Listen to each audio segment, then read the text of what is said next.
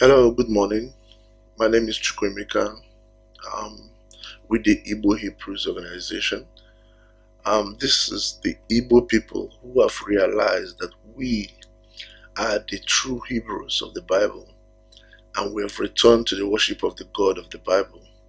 We have left Christianity, we've left Islam, we've left Judaism, and we've left paganism, and we've returned to the worship of the true God of Abraham, which is a religion that we like to call Hebrewism. Children of the Most High, today we have another important lesson to teach our people, and this lesson will be focusing on the seventh month, which we are. For those of you who are aware of the Hebrew calendar which we operate on, or the biblical calendar as we call it, this is the seventh month of the year. Today is actually the first day of the Feast of Tabernacles. Today in the Gregorian calendar is the 2nd of October 2016. Is the first day of the Feast of Tabernacles. So for the next 7 days, we will be celebrating the Feast of Tabernacles. So, for those who do not know, the Feast of Tabernacles is a feast that is celebrated in the 7th month and is used to commemorate when the Most High tempted Abraham to sacrifice his son Isaac, and Abraham passed the test. So it's basically a feast that commemorates the Most High in his mercy, preserving our generation, preserving our people, because Isaac was the person, the seed that we descended from. And we have the Feast of Tabernacles, brothers and sisters, is basically a remembrance of the day when the Most High brought a ram and salvaged our father Isaac, instead of accepted the sacrifice of the ram instead of our father Isaac, and basically preserved our generation, because it was through Isaac, the seed of Abraham, that we descended from. So it's a feast that we celebrate for 7 days to commemorate the journey that Abraham took, going and offering the sacrifice and coming back. And that is why if you read the book of Exodus chapter 13 verse 2, it says that you have to redeem your first child, the firstborn of every womb, both even humans and even animals. You have to, they belong to the Most High. You have to redeem that of your children with maybe a ram or something. So it's a feast that commemorates that event. So I was having a discussion with my grandmother the other day, and she alluded to the fact that redeeming a child or a person's head with animals and offerings is something that is clearly done in Igbo land in the time past. But that's not even what I want to talk about today. Today I want to talk about a very important thing that a lot of Igbo communities do.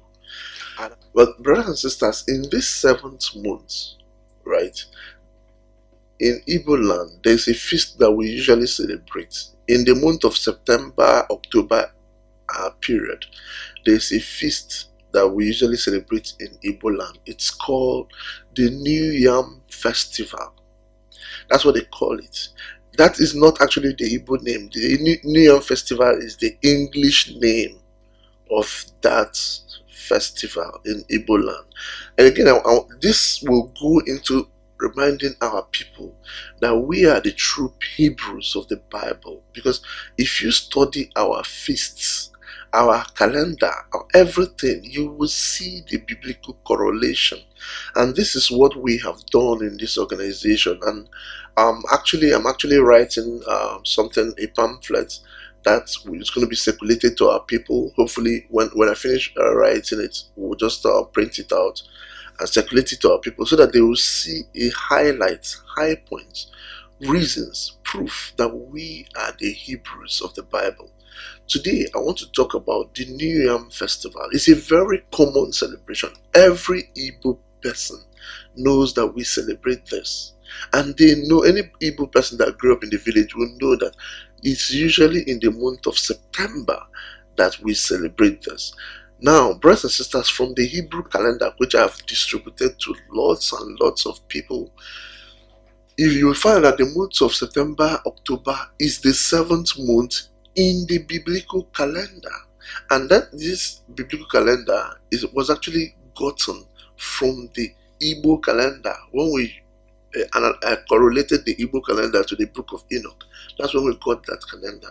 So today I want to show you the biblical origin of the New Yam festivals we have in Igbo land.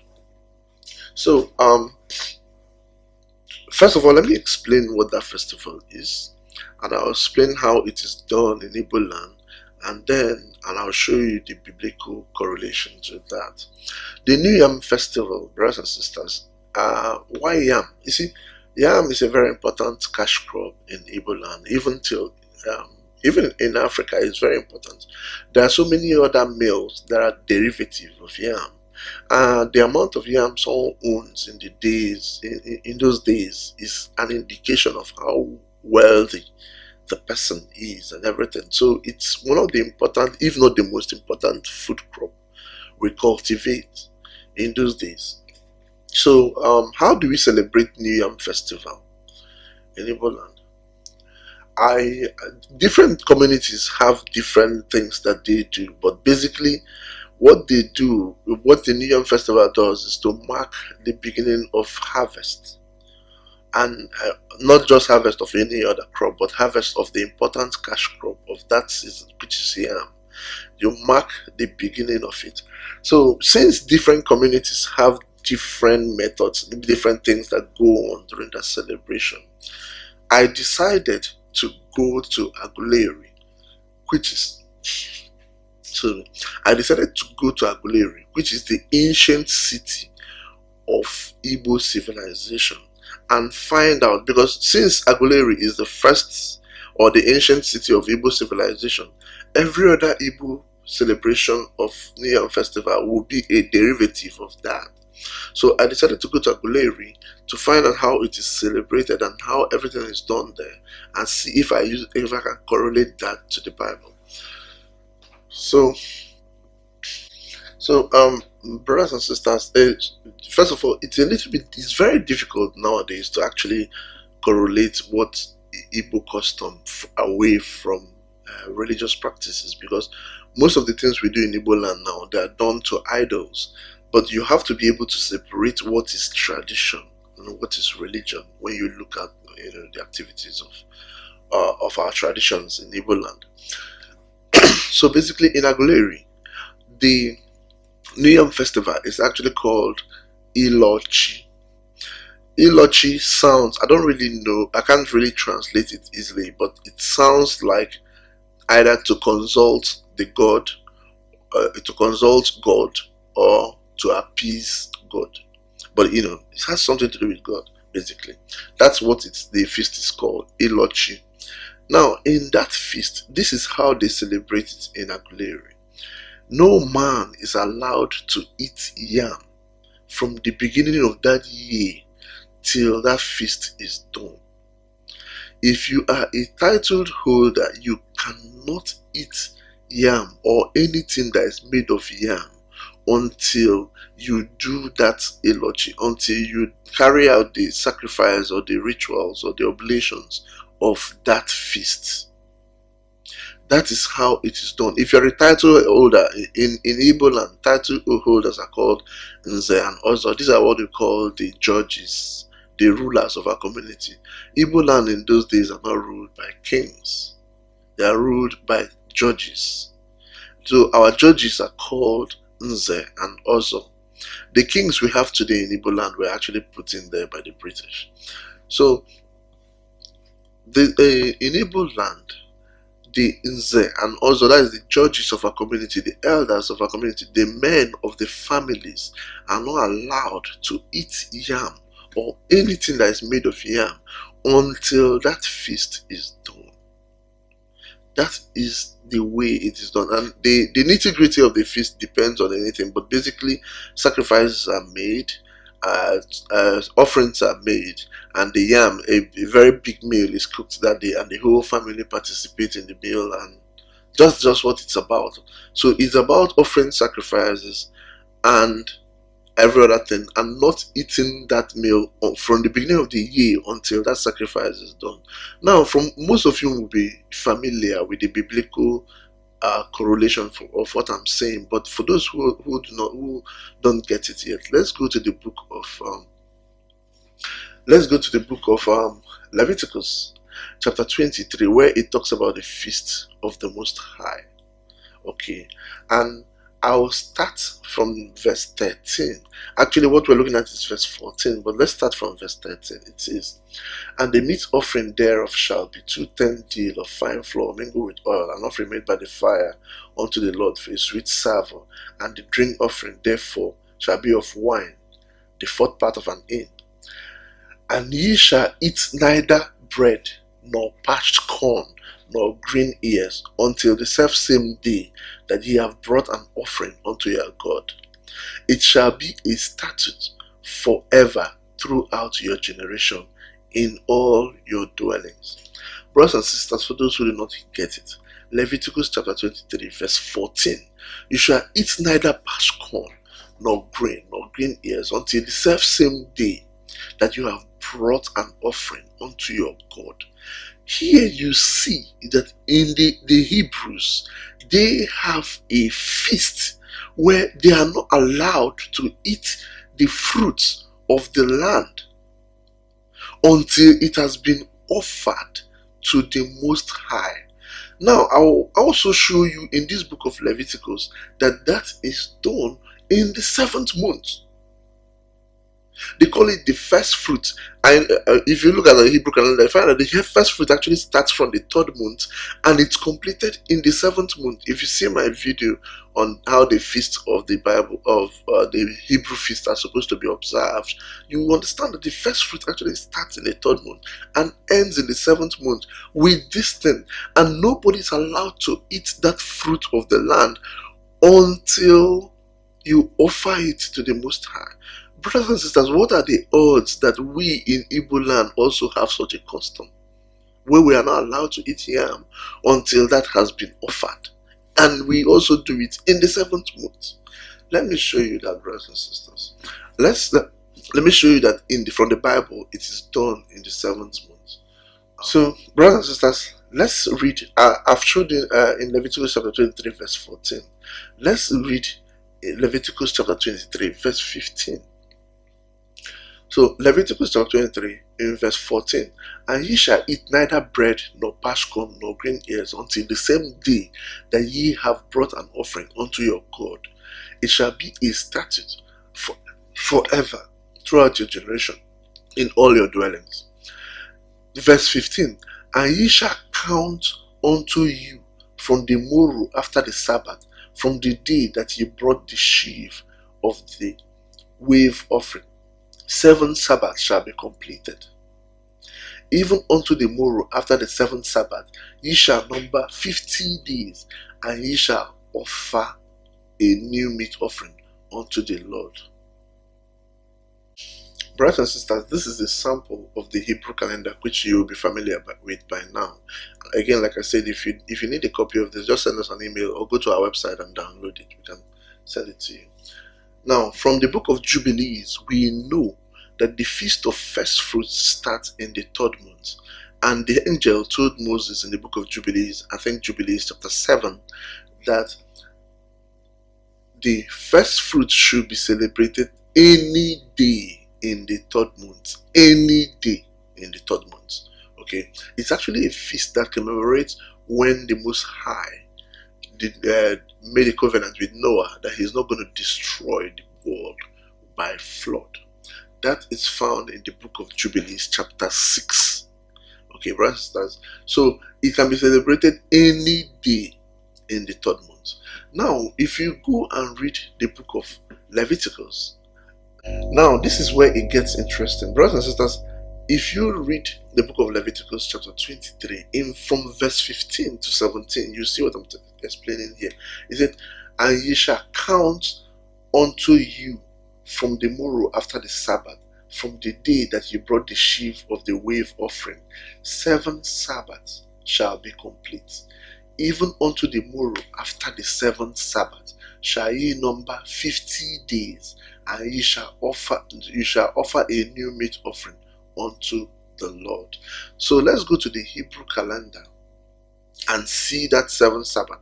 So from the third month, okay, let's assume that from the third month, and you basically what the Bible says that first of all, a feast, a wave offering is offered in the third month. And if you read the book of Jubilees, it says you can offer it any day in that third month. Okay, so now for you to complete your first fruit, according to the book of Leviticus 23, you offer something in the third month, and then you count 7 Sabbaths, and then after that 7 Sabbaths you count another 50 days before you complete your first fruit offering. And in that period you should not eat that. You shouldn't eat the harvest of your fruits until you have offered it to your God. This is what the Hebrews were doing in the Bible, and I've told you that in Igbo land we do the same thing. You don't eat yam until that has been offered. Now what I want to show you here is that is done from the Bible. That is actually done in the 7th month. You start it in the 3rd month, and the offering, the final offering, is actually done in the 7th month. It's after the 7th month that you can now eat the produce of the land. So let's see now, this is the 3rd month, brothers and sisters. Let's assume that you are so lazy in the 3rd month that you did your first fruit, you started your first fruit in the last week of the 3rd month. So let's say you offer it any day in the last week of the 3rd month, and you start from this Sabbath. This is the first Sabbath after you've offered it here, and you count 7 Sabbaths. So we count 1, this is 1. We count 1, the first Sabbath, 2, 3, 4, 5, 6, 7. Okay, 7 Sabbaths complete. Then you count 50 days. This is 7 days, this is 14 days, this is 28 days, 21 days, 28, this is 35 days, it's 42 days. Okay, this is 49 days after that. And the 50th day brings you to the first day of the 7th month. Okay, so you see here, right, that if you count from the 3rd month, 7 Sabbaths and 50 days, you are right there in the 7th month. That's when it is done. Not only that, if assuming that, and this is assuming that you did it in the last week of the month, if you do it in the first week of the 3rd month, it will still bring you within and I've done the calculation, you can do it on your own if you want, it will still bring you within the 1st of September. So that is why in Igbo land, between the month of September and October, actually usually September, but between in some communities I've seen where it's done in the first month of October. In between the month of September, that's when we do New Yam Festival. Do you see now, brothers and sisters? Do you see now that this is from the Bible? This is a biblical practice, and we are not allowed to eat yam in Igbo land until this sacrifice is done. Now, why yam? Like I explained, yam is an important cash crop in Africa. In the Middle East, when our ancestors were in the Middle East, they were not cultivating yam. Okay, so yam was not important to them. The important crop in the Middle East was corn. And that is why the Bible said you should eat no green ears or parched corn or anything. That was the important crop in the Middle East. But when we got to Africa, the important crop here was yam. And so we have to use yam for the offerings. Okay, and in Igbo land, we are not allowed to eat it until that sacrifice is done. That is the completion of the first fruit. So, brothers and sisters, this is where I ask people a lot of questions. What are the odds that in Igbo land we have so many similarities with the biblical Hebrews, and we also have our feasts within the same month that the biblical feast is done? The same month, the exact same month, brothers and sisters. I can go to the our Bible and show you the feast on the third month. This feast that is done, the beginning of the first fruit, to mark when the Most High promised that He will not destroy the world by flood. It's done in the third month. According to the book of Jubilees chapter 6, it's celebrated in the third month. I can go to Igbo culture, and I'm going to do a video on that in the future, brothers and sisters, to show you that feast that we celebrate on the third month. It is right there in Igbo culture. We celebrate it, and that is the beginning of our first fruits. It's actually done when we go, before we start planting things in the farm. And then by the time we start harvesting it, that's when we do the first fruit, which is Ilochi, or this New Yam Festival. I can show you that in Igbo culture. I can show you that in Igbo culture, and I'm going to do a video in the future to show you that. I also will show you a feast, this Feast of Tabernacles that we're celebrating now for 7 days. We still celebrate it in Igbo land today. I will do a video in the future to show you these things. What are the odds, brothers and sisters? What are the odds? If we are not the people of the Bible, how do we have these similarities? You see, most Igbos, when they say that we are Jews or we are the people of the Bible or things like that, they just say because we circumcise or because we do this or no, it's far more than that. It's much, much more than that. If you study Igbo culture, and the only way you can get that is, first of all, you need to understand the biblical calendar, and you understand the Igbo calendar, and when you compare the two of them, you see so much similarity. So we are the people of the Bible. We have been scattered all over the planet. Our people have been sold to slavery and everything. And our mission in this assembly is to remind our people of who we are. If you are told that you are a child of Abraham and you're supposed to keep the covenant that Abraham made with the Most High, that is what we do. We remind you. Your decision is left to you. You can decide whether you want to do it or not. But we want to give our people irrefutable proof that we are people of the Bible, and let them make the decision that they want to make. So thank you, brothers and sisters, for your support, and those of you who have been sending mail to encourage us in the work we do. But we thank every one of you for your patience. If you're having any difficulty, you can always send us a mail, and please feel free to join our organization and our website. And we'll be coming up with a number of articles in the future, a number of things in the future to expand on the ministry. We know that the Most High is calling His people, and we do hope that when He calls on you, you will answer. May the Most High bless you. Salam.